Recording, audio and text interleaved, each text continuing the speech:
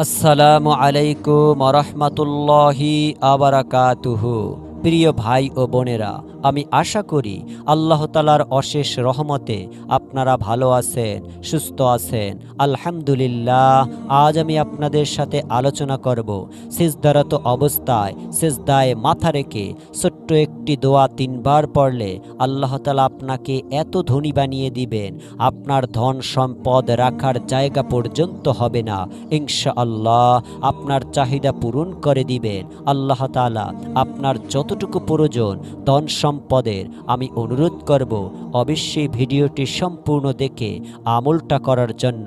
অবশ্যই যারা এই মুহূর্তে ভিডিওটি দেখছেন তারা ভিডিওটিতে একটি লাইক দিবেন। চ্যানেলটি সাবস্ক্রাইব করে না থাকলে দয়া করে সাবস্ক্রাইব করে বেল বাটনে ক্লিক করে রাখবেন। চলুন সম্পূর্ণ ভিডিওটি দেখলে আপনারা বুঝতে পারবেন ইনশাআল্লাহ। মানব সৃষ্টির অন্যতম উদ্দেশ্য হলো আল্লাহ তাআলার ইবাদত করা। ইবাদতের মর্ম কথা হলো সর্বোচ্চ মর্যাদার অধিকারী সত্তার সামনে সর্বাধিক বিনীতভাবে নিজেকে সঁপে দেওয়া। আক্ষরিক অর্থে এটা সর্বোত্তভাবে সিজদার মাধ্যমে সম্ভব। মানব সৃষ্টির সূচনায় আদিপিতা আদম আলাইহিসসালামকে কিবলা বানিয়ে সিজদা করার নির্দেশ জারি করা হয়েছে। পৃথিবীর সব কিছুই মহান রব্বুল আলামিন আল্লাহ তাআলার জন্য সিজদা করে। ইরশাদ হয়েছে, আর আল্লাহ তাআলাকে সিজদা করে যাহা কিছু আছে নবমণ্ডলে ও ভূমণ্ডলে এবং তাদের ছায়াসমূহ সিজদা করে। সকালে ও সন্ধ্যায়, ইচ্ছায় অনিচ্ছায়। সূরা রদ আয়াত নং 15। অনত্র মহান আল্লাহ তাআলা আরো বলেন, তুমি কি দেখো না যে আল্লাহকে সিজদা করে যাহা কিছু আছে নবমণ্ডলে ও ভূমণ্ডলে, সূর্য চন্দ্র নক্ষত্ররাজি, পর্বতরাজি, বৃক্ষলতা, জীবজন্তু, বহু মানুষ। আর বহু মানুষ যারা সিজদা করতে অস্বীকার করেছে তাদের উপর শাস্তি অবধারিত হয়েছে।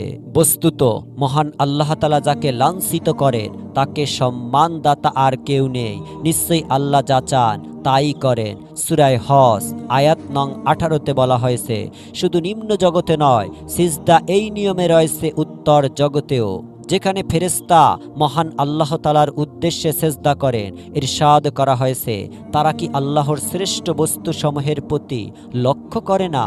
তাদের ছায়া ডানে ও পায়ের ধারে পড়ে আল্লাহর প্রতি সিজদারত হয়। বিনীতভাবে আসমান ও জমিনে যত প্রাণী আছে সবাই মহান আল্লাহ তাআলাকে সিজদা করে এবং ফেরেশতারাও, আর তারা অহংকার করে না।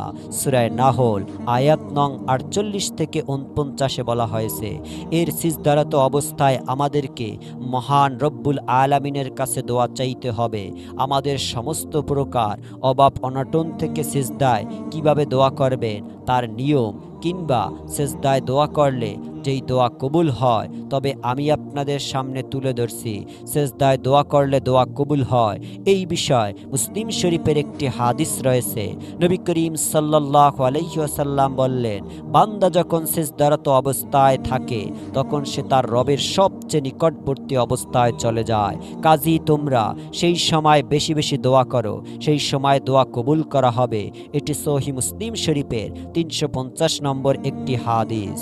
এবার আমরা জেনে নিব সিজদায় দোয়া করার নিয়ম কি কি। কি নিয়মে আপনি সিজদারত অবস্থায় সিজদায় মাথা রেখে দোয়া করবেন। সিজদায় দোয়া করার জন্য প্রথমে অবশ্যই আপনাকে তাসবিহ পড়ে নিতে হবে। সেই হিসাবে মূলত আমরা সুবহান রাব্বিয়াল আলা অথবা অন্য যে কোনো তাসবিহ 3 বার পড়তে পারি।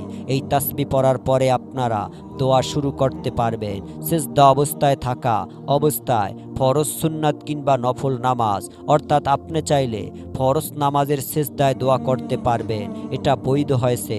তবে বিভিন্ন আলেমদের মতে অনেকেই বলেছেন অন্তত ফরজ নামাজের সিজদায় দোয়া না করা উত্তম, তবে এটি নাজায়েজও নয়। অবশ্যই আপনারা সিজদায় দোয়া করবেন আল্লাহ তাআলার কাছে যেই সমস্ত জিনিসগুলো মানুষ মানুষকে দিতে পারে সেই সমস্ত জিনিসগুলো ছাড়া। তবে এই বিষয়ে অবশ্যই আপনাদের মাথায় রাখতে হবে, আপনি সিজদার মধ্যে এমন কোনো জিনিস চাইতে পারবেন না যেইগুলো সিজদায় চাওয়া বৈধতা রয়েছে। যেইগুলো আপনি চাইবেন, যেমন ঋণ মুক্তি চাইতে পারেন, মহান আল্লাহ তাআলার কাছে আপনার স্মৃতিশক্তি বৃদ্ধির জন্য বলতে পারেন, উত্তম জীবনসঙ্গী, ভালো জীবনসঙ্গীর জন্য আল্লাহ তাআলার কাছে আপনি সিজদায় দোয়া করতে পারেন। যেইগুলো মানুষের হাতে নেই সেইগুলো আপনি আল্লাহ তাআলার কাছে সিজদারত অবস্থায় চাই চাইতে পারেন। আপনি আপনার ঋণ মুক্তির জন্য, অভাব অনটনের জন্য মহান আল্লাহ তাআলার কাছে চাইতে পারেন। আল্লাহ তাআলার কাছে যদি আপনি এইভাবে দোয়া করতে পারেন, তাহলে মহান আল্লাহ তাআলা আপনার দোয়া কবুল করবেন, আপনাকে ধনী বানিয়ে দিবেন ইনশাআল্লাহ। হযরত ইবনে উমর রাদিয়াল্লাহু তাআলা আনহু হতে বর্ণনা করেন, একজন জৈনক ব্যক্তি হুজুরে আকরাম সাল্লাল্লাহু আলাইহি সাল্লামের খিদমতে এসে আরজ করলেন, ইয়া রাসূলুল্লাহ সাল্লাল্লাহু আলাইহি সাল্লাম, দুনিয়া আমাকে পরিত্যাগ করেছে, অর্থাৎ আমি অভাবগ্রস্ত অবস্থায় রহিয়াছি। আমার সচ্ছলতার কোনো কি উপায় আছে বা পরিত্রাণের কোনো উপায় আছে? তো হুজুরে করিম সাল্লাল্লাহু আলাইহি সাল্লাম বলেছেন, তুমি সিজদারত অবস্থায় সেই দোয়াটি করবে, যেই দোয়াগুলোর কারণে, যেই দোয়াগুলো ফেরেশতারা করে, ফেরেশতাদেরকেও রিজিক প্রদান করা হয়। সুবহানাল্লাহ। সেই দোয়া করলে আপনি আপনার রিজিকের সংস্থান আল্লাহ তাআলা করে দিবেন ইনশাআল্লাহ। হুজুর সাল্লাল্লাহু আলাইহি সাল্লাম এই দোয়াটির কথা বলেছেন। সিজদারত অবস্থায় দোয়াটি আপনাদেরকেও করতে হবে। সিজদায় তাসবিহ পড়ার পরে দোয়া বাংলা উচ্চারণটা আমি এই মুহূর্তে স্ক্রিনে দেখিয়ে দিচ্ছি, স্ক্রিনশট নিয়ে মুখস্থ করে নেবেন। অবশ্যই সিজদায় পড়ার চেষ্টা করবেন এবং অনুরোধ করব ভিডিওটি দেখতে থাকুন। নিয়মটি আমি বলে দিব, কি নিয়মে এই দোয়াটি করতে হবে। এই দোয়াটির বাংলায় উচ্চারণ হচ্ছে সুবহানাল্লাহি অবিহামদিহি সুবহানাল্লাহিল আজিম অবিহামদিহি আস্তাগফিরুল্লাহ। আমি আবারও একবার বলে দিচ্ছি, সুবহানাল্লাহি অবিহামদিহি সুবহানাল্লাহিল আজিম অবিহামদিহি আস্তাগফিরুল্লাহ। এর অর্থ হচ্ছে আল্লাহ তাআলার পবিত্রতা বর্ণনা করছি এবং তার প্রশংসা গীতির সাথে তাকে স্মরণ করছি।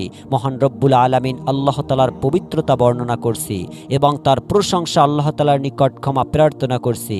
এই আমলটি আপনাদেরকে অবশ্যই সিজদারত অবস্থায় করতে হবে। যেই অভাবী সাহাবী এই কথাটি বলেছিল, যে সাহাবীকে আল্লাহ রাসূল সাল্লাল্লাহু আলাইহি সাল্লাম যেই দোয়াটি শিখিয়ে দিয়েছিলেন, সেই সাহাবীটি অতঃপর চলে গেলেন এবং দীর্ঘদিন পর্যন্ত ফিরে এলো না। এরপর একদিন হঠাৎ এসে আল্লাহ রাসূল সাল্লাল্লাহু আলাইহি সাল্লামের কাছে আরজ করলো, ইয়া রাসূলুল্লাহ সাল্লাল্লাহু আলাইহি সাল্লাম, দুনিয়া আমার কাছে এত বেশি পরিমাণে এসেছে যে তাকে কোথায় রাখবো আমি জানি না। অর্থাৎ তার ধন সম্পদ আল্লাহ তাআলা এত পরিমাণ বৃদ্ধি করে দিয়েছেন। মহান আল্লাহ রব্বুল আলামিনের কুদরতি এবং গায়বী সাহায্য থেকে ধন সম্পদ রাখার জায়গা পাচ্ছে না। সুবহানাল্লাহ সুবহানাল্লাহ। নিয়মটি করে ফেলুন দিনী ভাই ও বোনেরা, বিশ্বাস করে আমলটি করবেন। আমি অনুরোধ করব, সিজদারত অবস্থায় আপনারা যদি আমলটি নিয়মিতভাবে করতে থাকেন, আল্লাহ তাআলা আপনাকেও আপনার রিজিক অকল্পনীয়ভাবে কোন উৎস থেকে আপনার রিজিকের ব্যবস্থা করে দিবেন ইনশাআল্লাহ। আমি অনুরোধ করব, যারা যারা এই আমলটি করবেন, নিয়ত করে ফেলছেন, তারা অবশ্যই ভিডিওটিতে আমিন লিখে কমেন্ট করে জানাবেন এবং যারা এই মুহূর্তে ভিডিওটি দেখছেন, তারা সকলেই ভিডিওটিতে একটি লাইক করে দিবেন। আল্লাহ তাআলা আমাদের সকলকে আমলের উসিলায় আমাদের সমস্ত অভাবকে দূর করে দিন, আমিন। তো বন্ধুরা, এই ছিল আমাদের আজকের ভিডিওটি ভালো লাগলে অবশ্যই লাইক করবেন, আমাদের চ্যানেলটি সাবস্ক্রাইব করতে ভুলবেন না। দেখা হবে পরবর্তী ভিডিওতে। ততক্ষণ পর্যন্ত ভালো থাকুন, সুস্থ থাকুন। আল্লাহ হাফেজ।